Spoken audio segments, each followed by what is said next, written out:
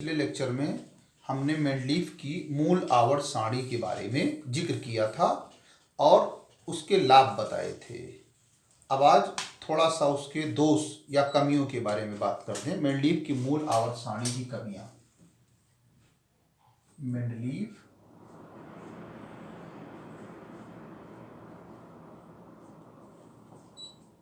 की मूल आवर्त सारणी के दोष। मेंडलीफ की मूल आवर्त सारणी के दोष। मूल आवर्त सारणी के दोष। मेंडलीफ की मूल आवर्त सारणी के दोष। तो पहला दोष इनका है परमाणु भार के क्रम में परिवर्तन या अधिक परमाणु भार के तत्व को कम परमाणु भार के तत्व से पहले रखना। अधिक परमाणु भार के तत्व को अधिक परमाणु भार के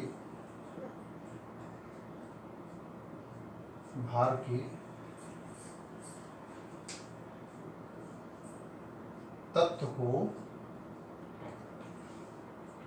कम परमाणु भार के तत्व से पहले रखना।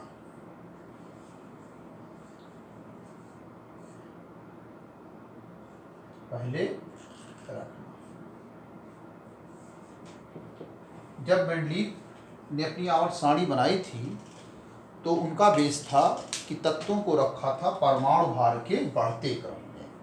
जिसका परमाणु भार कम वो पहले और जिसका परमाणु भार ज़्यादा वो बाद में। जिसका परमाणु भार कम वो ऊपर और जिसका परमाणु भार ज़्यादा वो नीचे, यानी तत्वों को रखा था परमाणु भार के बढ़ते क्रम में। लेकिन कुछ स्थान पर गड़बड़ी हो गई थी। जैसे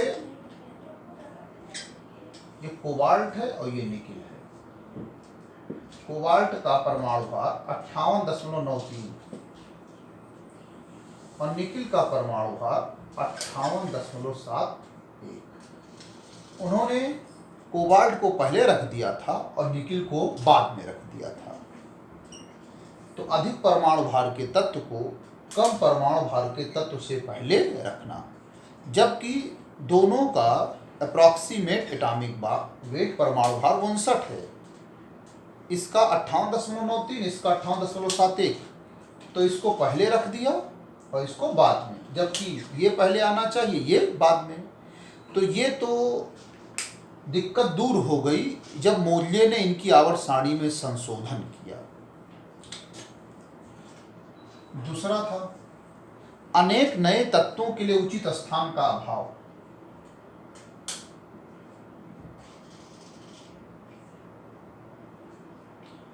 अनेक नए तत्वों के लिए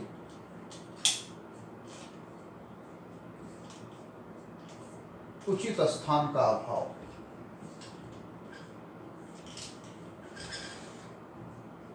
उचित स्थान का अभाव।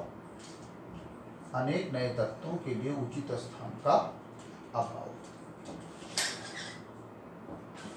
जैसे मेंडलीफ ने अपनी मूल आवर्त सारणी में तमाम जगह रिक्त स्थान छोड़ रखे थे और भविष्य में उन तत्वों की खोज होती गई और उनको आवर्त सारणी में रखा गया। लेकिन कुछ तत्व ऐसे भी थे जिनके गुण मेंडलीफ की मूल आवर्त सारणी में उपस्थित किसी भी तत्व के गुणों से मिलते जुलते नहीं थे। तब समस्या हुई कि उनकी आवर्त सारणी में उनको कहाँ रखा जाए। जैसे अक्रिय गैस तत्व। अक्रिय गैस तत्वों की खोज। अक्रिय गैस तत्वों की खोज। यह अक्रिय गैस से वे थी जिनके गुण मेंडलीफ की मूल आवर्त सारणी में उपस्थित किसी भी तत्व के गुण से मिलते जुलते नहीं थे। तो इनको कहाँ रखा जाए, इसकी भी समस्या उत्पन्न हो गई। तीसरा समस्थानिक और समभारिक की खोज।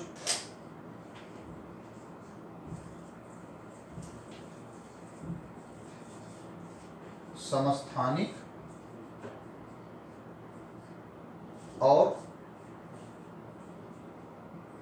समभारिक की खोज। समस्थानिक और समभारिक की खोज। समस्थानिक एक ही तत्व के वे परमाणु थे जिनके परमाणु क्रमांक समान होते, परमाणु भार भिन्न भिन्न। जैसे क्लोरीन के दो समस्थानिक, एक 17Cl35 और एक 17Cl37। ये क्लोरीन के दो समस्थानिक। समस्थानिक का मतलब परमाणु क्रमांक समान, परमाणु भार भिन्न भिन्न। अब इसका परमाणु भार 35, इसका परमाणु भार 37। तब समस्या आई कि क्लोरीन को दो जगह मिलनी चाहिए, इसको पहले इसको बाद में, और जबकि मेंडलीव की मूल आवर्त सारणी में इसको केवल एक जगह पर रखा गया था, तो ये दिक्कत आ गई। अब संभारिक में, जैसे मान लीजिए संभारिक में हमने आपका पोटेशियम और कैल्शियम ले लिया, इनके परमाणु भार लगभग बराबर हैं, और इसका परमाणु क्रमांक 19 है, इसका परमाणु क्रमांक 20। अब आप देखिए ये संभारिक वे होते हैं जिनके परमाणु क्रमांक भिन्न होते हैं लेकिन परमाणु भार समान होते हैं, उनको संभारिक कहते हैं। ये दोनों संभारिक हैं। अब इनमें दिक्कत ये आ गई कि जब इनके परमाणु भार समान हैं तो इनको एक साथ रखा जाना चाहिए, लेकिन मेंडलीव की मूल आवर्त सारणी में इन दोनों को अलग अलग रखा गया। तो ये मेंडलीव की मूल आवर्त सारणी के दोष थे। अब जब ये सब परेशानी उत्पन्न हुई तो मोजले नामक वैज्ञानिक ने उस समय परमाणु क्रमांक की खोज की। मोजले ने परमाणु क्रमांक की खोज की और ये जो मेंडलीव की मूल आवर्त सारणी में संशोधन किया और संशोधित करके एक नई आवर्त सारणी प्रस्तुत की, जिसको मेंडलीव की संशोधित आवर्त सारणी या आधुनिक आवर्त सारणी कहते हैं। मेंडलीव की संशोधित आवर्त सारणी या आधुनिक आवर्त सारणी। अब वो जो आधुनिक आवर्त सारणी है, आधुनिक आवर्त सारणी किसने बनाई? मोजले ने। और किसमें संशोधन करके? मेंडलीव की मूल आवर्त सारणी में संशोधन करके। आधुनिक आवर्त सारणी, मॉडर्न पीरियोडिक टेबल।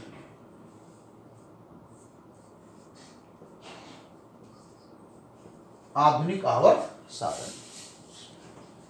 और इस आधुनिक आवर्त सारणी में तत्वों को रखा गया था परमाणु क्रमांक के बढ़ते क्रम में।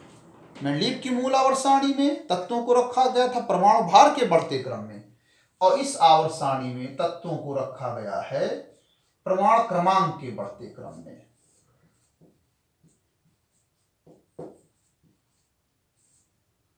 परमाणु क्रमांक के बढ़ते क्रम में।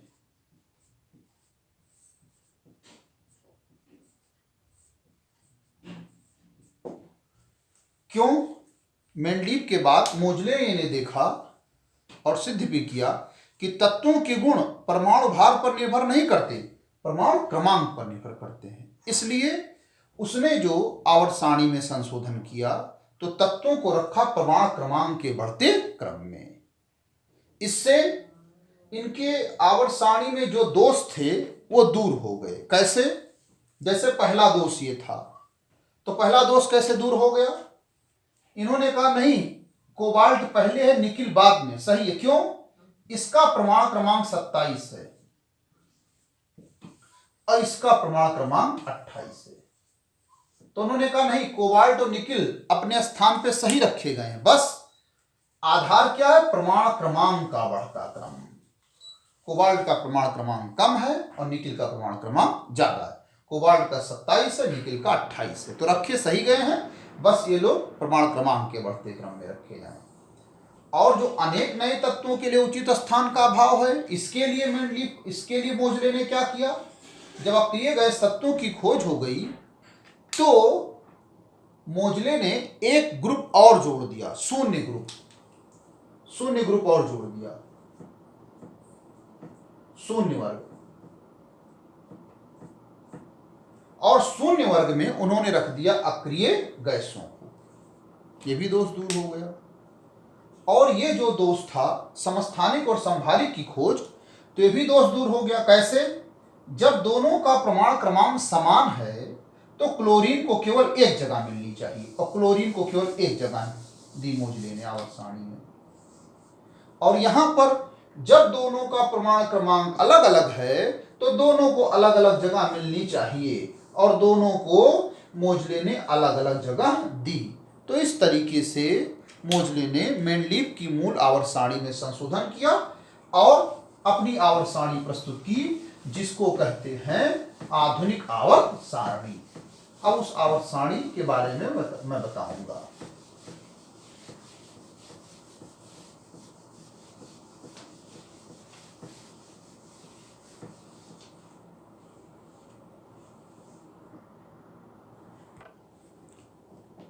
हाँ, ये है मोजले की आवर्त सारणी, जिसको हम कहते हैं मेंडलीव की संशोधित आवर्त सारणी। थोड़ा सा हमने इसको बनाया है। तो इस आवर्त सारणी में देखिए, ये 7 क्षैतिज खाने हैं। 1 2 3 4 5 6 7, 7 क्षैतिज खाने हैं। इनको आवर्त कहते हैं। इन 7 क्षैतिज खाने को आवर्त कहते हैं। और ये जो 7 क्षैतिज खाने हैं, ये 10 क्षैतिज खानों से बने हैं। इन 10 क्षैतिज खाने को first, second, third, fourth, fifth, six, seventh, eighth, ninth, tenth, इनको श्रेणियां, सीरीज कहते हैं। और जो मेंडलीव की मूल आवर्त सारणी थी, जिसमें 8 ऊर्ध्वाधर स्तंभ थे, इसमें एक ऊर्ध्वाधर स्तंभ और जोड़ा गया, शून्य वर्ग। जब अक्रिय गैसों की खोज हो गई, हीलियम, नियान, आर्गन, यहाँ पे क्रिप्टॉन, जेनान, रेडान, ये सब खोज हो गई थी। तो ये अक्रिय गैसों के लिए एक ग्रुप और जोड़ना पड़ा, शून्य ग्रुप। तो ऊर्ध्वाधर स्तंभों की संख्या 8 से बढ़ के हो गई 9। और ये जो सीरीज हैं, इसमें पहले, दूसरे, तीसरे और 7वें आवर्त में केवल एक एक क्षैतिज पंक्तियां। देखिए, पहले में एक है, दूसरे में एक है, तीसरे में एक है और 7वें में एक है। लेकिन चौथे, 5वें, 6वें में दो दो क्षैतिज पंक्तियां। चौथे में देख रहे हैं, 4th, 5th 2 क्षैतिज पंक्तियां। 5वें में 6th, 7th 2 क्षैतिज पंक्तियां हैं। और 6वें आवर्त में 2 क्षैतिज पंक्तियां, 8th और 9th। इनको सम विषम श्रेणी कहते हैं। जैसे ये 4 सम है तो इसको सम श्रेणी, इसको विषम श्रेणी, इसको सम श्रेणी, इसको विषम श्रेणी, इसको सम श्रेणी, इसको विषम श्रेणी कहते हैं। और जो वर्ग हैं, ये 9 वर्ग हैं, पहले से लेकर 8 और 8 के बाद 0। तो प्रश्न उठता है, 8 के बाद 9 क्यों नहीं लिखा गया, क्यों 0 लिखा गया? तो 0 इसलिए लिखा गया, इनकी संयोजकता है 0, यानी इनकी संयोजन क्षमता 0 है। ये किसी से संयोग नहीं करते, इनर्ट, अक्रिय गैस तत्व हैं। तो चूंकि इनकी संयोजकता 0 है, इसलिए इनके लिए 0 वर्ग दिया गया। तो वर्गों की संख्या बढ़ के हो गई 9।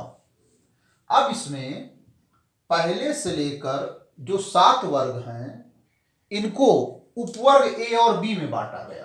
पहले से लेकर 7 वर्गों को उपवर्ग बी और ए और बी में बांटा गया। यानी ग्रुप फर्स्ट से लेकर जो 7th ग्रुप है, इनको सब ग्रुप्स यानी उपवर्ग ए और बी में बांटा गया। जैसे फर्स्ट में ए, फर्स्ट में बी, सेकंड में ए, सेकंड में बी, थर्ड में ए, थर्ड में बी, फोर्थ में ए, फोर्थ में बी, फिफ्थ में ए, फिफ्थ में बी, और सिक्स्थ में ए, सिक्स्थ में बी, सेवंथ में ए, सेवंथ में बी। और इसके अलावा कुछ तत्वों को आवर्त सारणी में जगह नहीं मिल पाई है, उनको आवर्त सारणी के नीचे रखा गया है। उनको कहते हैं लेंथेनाइड श्रेणी के तत्व और एक्टिनाइड श्रेणी के तत्व। तो उनकी स्टार्टिंग, लेंथेनाइड श्रेणी के तत्वों की स्टार्टिंग प्रमाण क्रमांक 58 से लेकर 71 तक है। इसका प्रमाण क्रमांक 58, सी का, पीआर का 59, 60, 61, 62, 63, 64, 65, 66, 67, 68, 69, 70, 71 प्रमाण क्रमांक के बढ़ते क्रम में ये सारणी है। और यहां पर एक्टिनाइड जो सीरीज है ये प्रमाण क्रमांक 90 से 103, 90 से 103, ये टीएस थोरियम से लेकर LW तक, यानी 90 से लेकर 103 तक, 91, 92, 93, 94, 95, 96, 97, 98, 99, 100, 1, 2, 3, 103 ये लेंथेनाइड श्रेणी के तत्व और ये एक्टिनाइड श्रेणी के तत्व हैं। इनको लेंथेनाइड श्रेणी के तत्व इसलिए कहते हैं, आप यहां पर जब देखेंगे, यहां पर इस स्थान पर थर्ड में, तो यहां पर लेंथनम है, La लेंथनम, इसका प्रमाण क्रमांक 57 है। तो लेंथनम La के आगे लेंथेनाइड 58 से लेकर 71 तक। और ये थर्ड में जब देखेंगे यहां पर AC एक्टिनम है, इसका प्रमाण क्रमांक 89 है। AC एक्टिनम, ये एक्टिनाइड, AC एक्टिनम के आगे एक्टिनाइड 90 से 103। और इन लोगों को थर्ड बी में मान लिया गया, आगे बताया जाएगा। आगे जो इन आवर्त सारणी में संशोधन करके थोड़ी बड़ी आवर्त सारणी प्रस्तुत की गई जिसको दीर्घाकार आवर्त सारणी कहते हैं, उसमें इनकी विशेष चर्चा होगी। तो लेंथनम के आगे लेंथेनाइड और एक्टिनम के आगे एक्टिनाइड। तो ये आधुनिक आवर्त सारणी की बातें थी। तत्वों को रखा गया प्रमाण क्रमांक के बढ़ते क्रम में, जैसे हाइड्रोजन का प्रमाण क्रमांक 1, हीलियम का प्रमाण क्रमांक 2, सोडियम का प्रमाण क्रमांक 11, और उसके बाद मैग्नीशियम का प्रमाण क्रमांक 12, एल्युमिनियम का प्रमाण क्रमांक 13, सिलिकॉन का प्रमाण क्रमांक 14, फास्फोरस का प्रमाण क्रमांक 15। इस तरीके से प्रमाण क्रमांक का बढ़ता क्रम। और यहाँ भी देखिए प्रमाण क्रमांक 3, फिर प्रमाण क्रमांक 11, फिर प्रमाण क्रमांक 19। तो प्रमाण क्रमांक के बढ़ते क्रम में रखा गया है, बाएं से दाएं और ऊपर से नीचे। और एक वर्गमूल तत्वों को रखा गया है जिनके गुण समान हैं, जैसे लिथियम, सोडियम, पोटेशियम, इन सब के गुण आपस में समान हैं। बेरिलियम, मैग्नीशियम, कैल्शियम, इन सब के गुण आपस में समान हैं। अब इस आवर्त सारणी की कुछ विशेषताएं हैं, उनका मैं जिक्र कर दूं। जैसे विकर्ण संबंध, इस आवर्त सारणी की कुछ विशेषताएं हैं जिनका जिक्र कर दें। विकर्ण संबंध,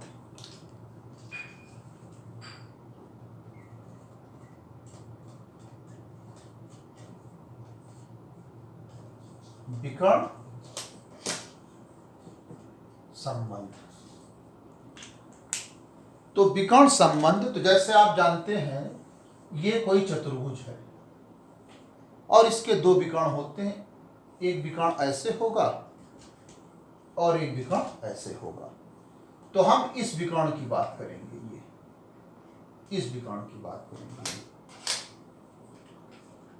आवर्त 2 और आवर्त 3 में, आवर्त 2 और आवर्त 3 के तत्व विकर्ण संबंधी तत्व कहलाते हैं।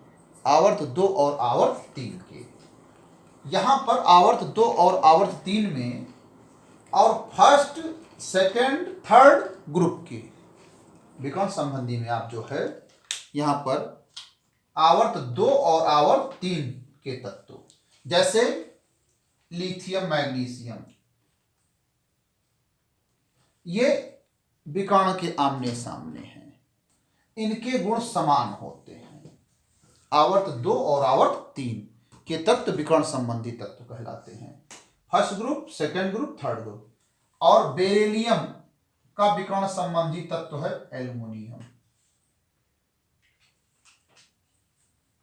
और बोरान का विकर्ण संबंधी तत्व है सिलिकॉन। ये विकर्ण बन रहा है। तो लिथियम और मैग्नीशियम के गुण मिलते जुलते हैं और ये विकर्ण के दोनों कोनों पर हैं, इसलिए इनको विकर्ण संबंधी तत्व कहते हैं। और इनके संबंध को विकर्ण संबंध, जैसे किसी ने पूछा लिथियम का विकर्ण संबंधी तत्व कौन है, मैग्नीशियम बताएंगे। बेरिलियम का विकर्ण संबंधी तत्व कौन है? एल्युमिनियम बताएंगे। बोरान का विकर्ण संबंधी तत्व कौन है? सिलिकॉन बताएंगे। अब इसके अलावा इनकी आवर्त सारणी में कुछ और बात है, जैसे सेतु तत्व। सेतु तत्व किसे कहते हैं उसके बारे में थोड़ा जिक्र कर लें। सेतु तत्व,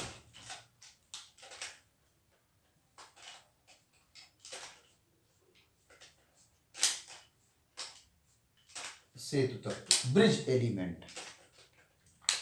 तो सेतु तत्व में आवर्त 3 के तत्व, सेतु तत्व आवर्त 3 के तत्व।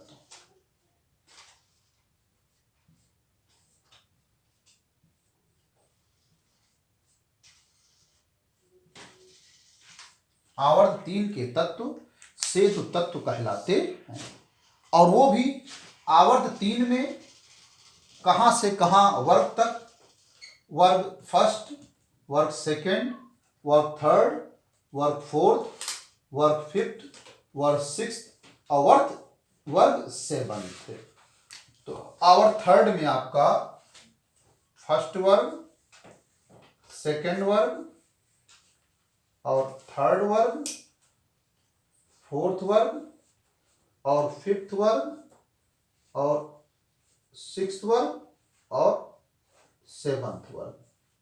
आवर्त 3 में इतने वर्ग के तत्व जो है ये सेतु तत्व कहलाते हैं। जैसे आवर्त 3 में हम बात करते हैं सोडियम की।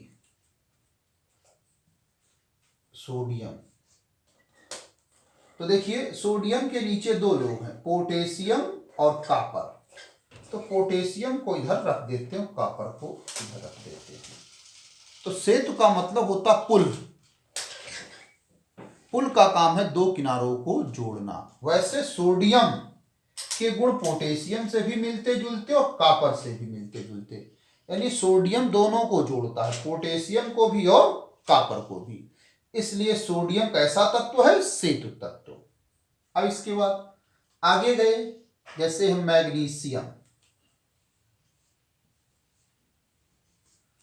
अब मैग्नीशियम के नीचे देखिए कैल्शियम और जिंक है। तो मैग्नीशियम भी 2 लोगों को जोड़ता है, कैल्शियम और जिंक को।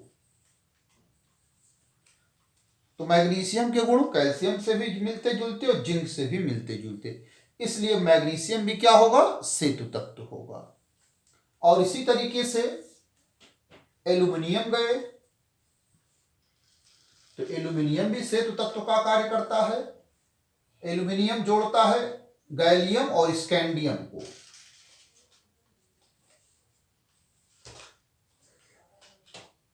गैलियम को और स्कैंडियम को। और उसके बाद आगे गए तो फोर्थ में सिलिकॉन जोड़ता है जर्मेनियम को, टाइटेनियम को।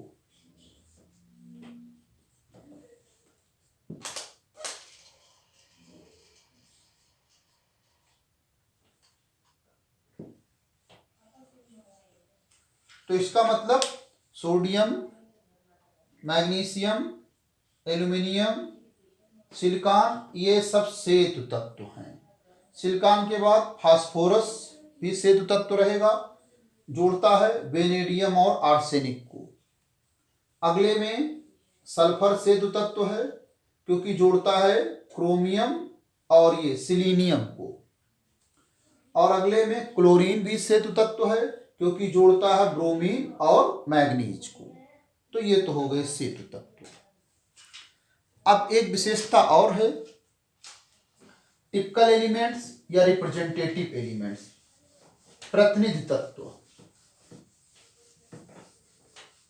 प्रतिनिधि तत्व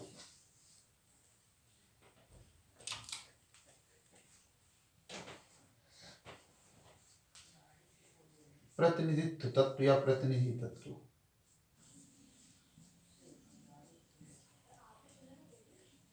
तो ये जो है आवर्त विशेषकर सेकंड और थर्ड, आवर्त सेकंड और आवर्त थर्ड, ये तत्व जो है ये प्रतिनिधि तत्व कहलाते हैं।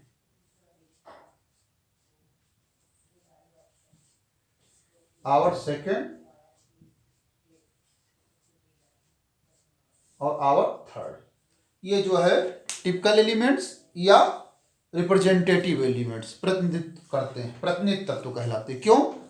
अपने वर्ग में उपस्थित सभी तत्वों का प्रतिनिधित्व करते हैं। जैसे लिथियम इन सब का प्रतिनिधित्व करता है, बेरिलियम इन सब का प्रतिनिधित्व करता है, बोरान इन सब का प्रतिनिधित्व करता है, कार्बन इन सब का प्रतिनिधित्व करता है, नाइट्रोजन, ऑक्सीजन, फ्लोरीन। अब इसीलिए इनको लीडर कहा जाता है। जैसे आप आगे पढ़ेंगे, इसको कहेंगे बोरान परिवार के तत्व, लीडर आ गया बोरान। इसको कहेंगे कार्बन, कार्बन परिवार के तत्व। आगे कहा जाएगा इसको नाइट्रोजन परिवार के तत्व, इसको आगे कहा जाएगा ऑक्सीजन परिवार के तत्व, और इसको कहा जाएगा हैलोजन परिवार के तत्व, और आगे रहेगा अक्रिय गैस तत्व। तो ये तो थी मेंडलीव की संशोधित आवर्त सारणी या आधुनिक आवर्त सारणी की विशेषताएं। अब ये जो आधुनिक आवर्त सारणी है इसमें भी कुछ कमियां हैं। आधुनिक आवर्त सारणी इसकी भी कुछ कमियां हैं। आधुनिक आवर्त सारणी के दोष।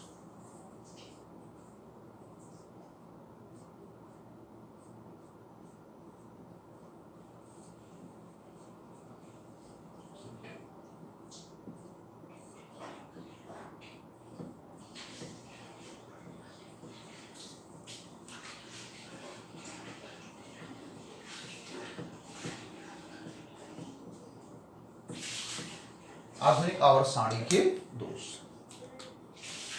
जैसे पहला दोष हम जिक्र करते हैं। पहला दोष हम इसी की बात करते हैं, फर्स्ट ए वर्ग की। आप इसमें देखिए, lithium, sodium, potassium, rubidium, caesium ये भी धातुएं हैं, और कॉपर, सिल्वर और गोल्ड ये भी धातुएं हैं। इन दोनों में अंतर यह है कि इनके सिक्के बनाए जाते हैं लेकिन इनके सिक्के नहीं बनाए जाते हैं। तो जब दोनों के गुण अलग अलग हैं तो इनको क्यों ना अलग अलग कर दिया जाए, यानी सिक्का धातुओं और असिक्का धातुओं को एक साथ रखना।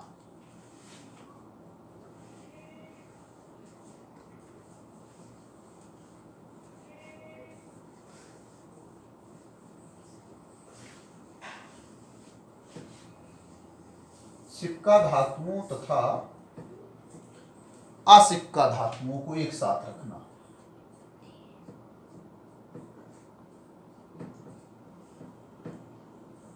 असिक्का धातुओं को एक साथ रखना।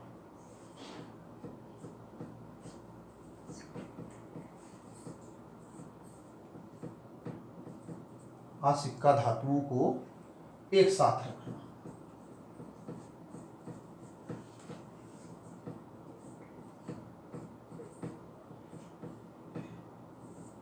एक साथ रखना।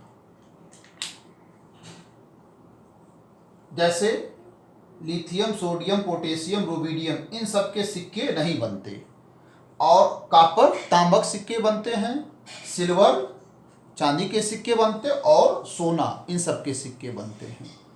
तो इन दोनों के जब गुण अलग अलग हैं तो इनको अलग अलग कर देना चाहिए। दूसरा जो दोष है वो हाइड्रोजन के स्थान का निश्चित ना होना। दूसरा दोष हाइड्रोजन की स्थिति।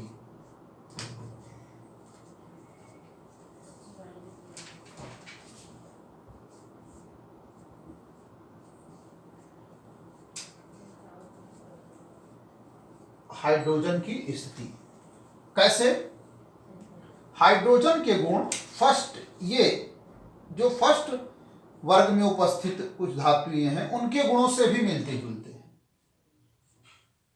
और यहां पर सेवंथ वर्ग में जो कुछ तत्व उनके गुणों से भी मिलते जुलते हैं। हाइड्रोजन एक इलेक्ट्रॉन त्याग भी सकता है और एक इलेक्ट्रॉन ग्रहण भी कर सकता है। तो प्रश्न उठता है कि हाइड्रोजन को कहां रखा जाए, इनके फर्स्ट वर्ग में रखा जाए या सेवंथ वर्ग में रखा जाए। अब शेष दोष की चर्चा हम नेक्स्ट लेक्चर में करेंगे। और इस वीडियो को लाइक भी करें और सब्सक्राइब भी करें।